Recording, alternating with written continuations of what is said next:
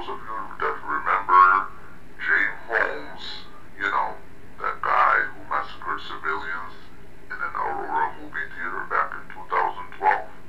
Well, it turns out that one of his surviving victims, whose name is Carly Richards, is looking to sell one of the birdshot pellets that hit her for $1,650.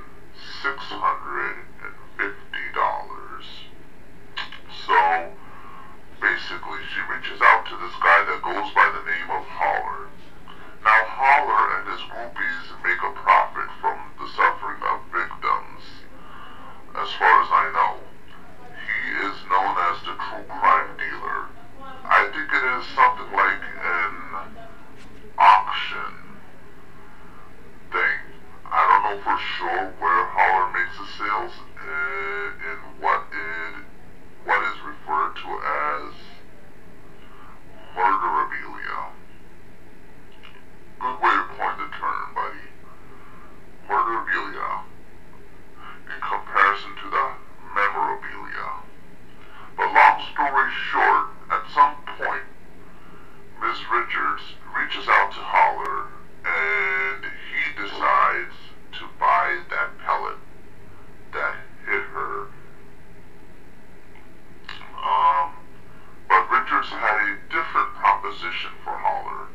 She asked if he could help her sell one of the pellets because he has bills to pay. My bad. She has bills to pay and has struggled financially since the shooting. Obviously, it is a PTSD issue, which has made it hard for her to keep a job. Now, honestly, my opinion is I think that she is looking to get big chunks of cash out of this deal. I mean, it isn't about the bills, in my opinion, or perhaps maybe the bills is just a fabricated story to profit out of the sale. But $1,650 is really not all that much. What's gonna last you like 3 weeks, about 3 weeks to a month or something, well, it turns out that she already lost one position delivering pizzas for a living, where she had a flashback in which she opened a bottle of water in her car and then she started smelling tear gas. So my question is, how the hell do you smell tear gas in your car just opening up a water bottle? Or does it have to do something with like PTSD, where you have a flashback and your memory, recalls that smell, I guess, overplaying in your mind. It could be that. Now she says she's fallen behind on her car repairs and insurance bills, which is why she goes through all this bullshit trouble just to reach out to this guy who does what he does for a living, making profits off of,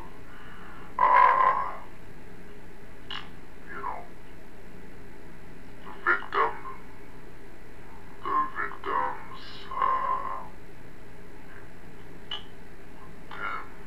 what the fuck, I can't think of the right word. He may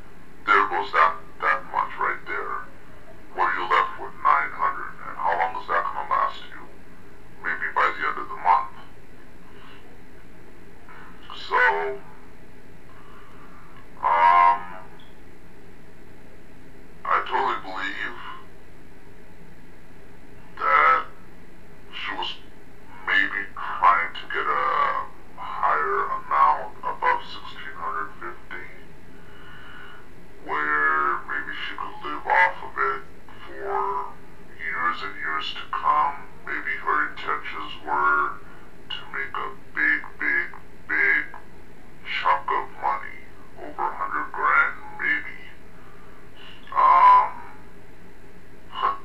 but she's so desperate that she has to go out and say, you know what, 1600 will be worth it. It's better than nothing. So that's what she does exactly.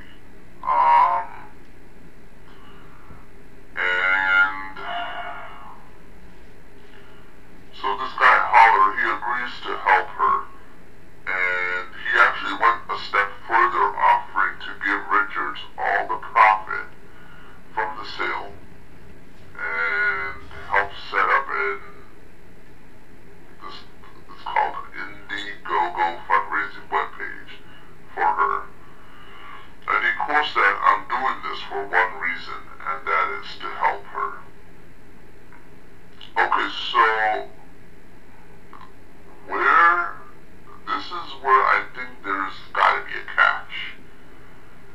I mean, a guy who likes to make money off of murderabilias is happy to give a lending hand to a shooting victim.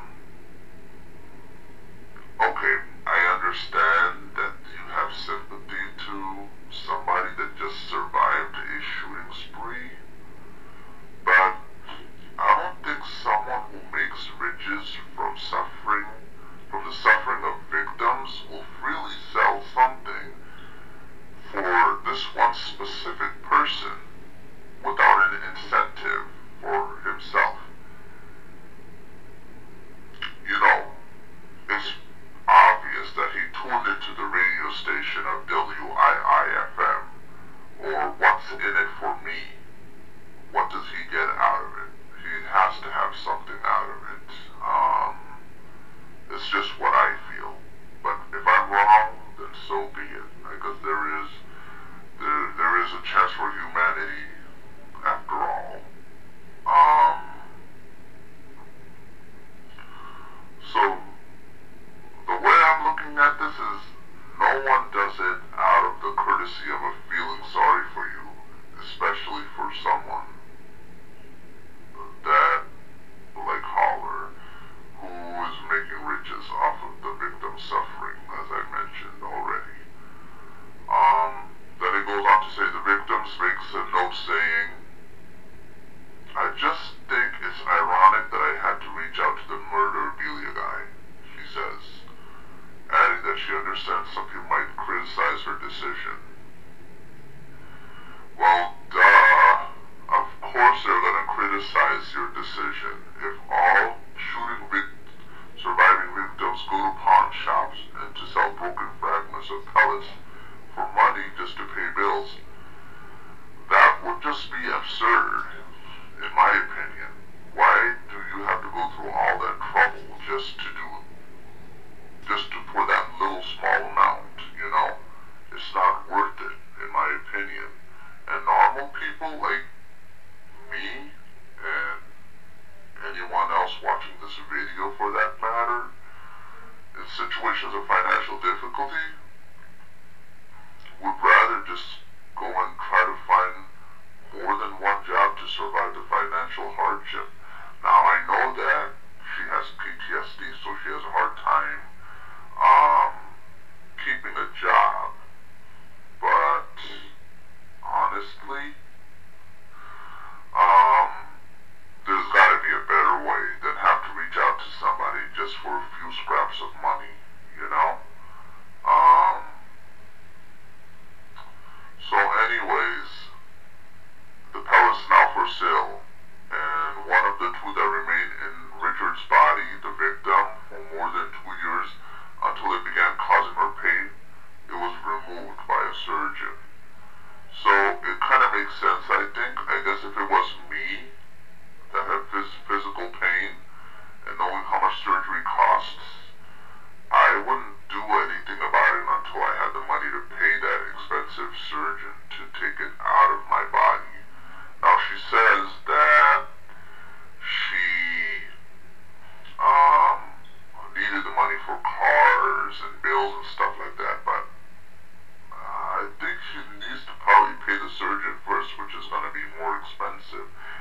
1650s probably may not even cover the whole thing. To the surgeon who took out the fragments out of her body that was causing her pain. Now, if I was in severe pain, of course I paid sooner, but it all depends if I had the money to cover it, you know? And I ain't no rich guy that could afford it. So, and the money that she's trying to earn, like I already mentioned, is not for the small bills and car payments that you would pay here and there, but obviously it's got to be to rack up money for the surgeon to pay him who took the pellets out of her that was causing her physical pain. And that's about it, actually. Please give me a thumbs up if you liked the video. If you need to read the full article, click on the link in the description page. Don't forget to subscribe, and thank you for watching.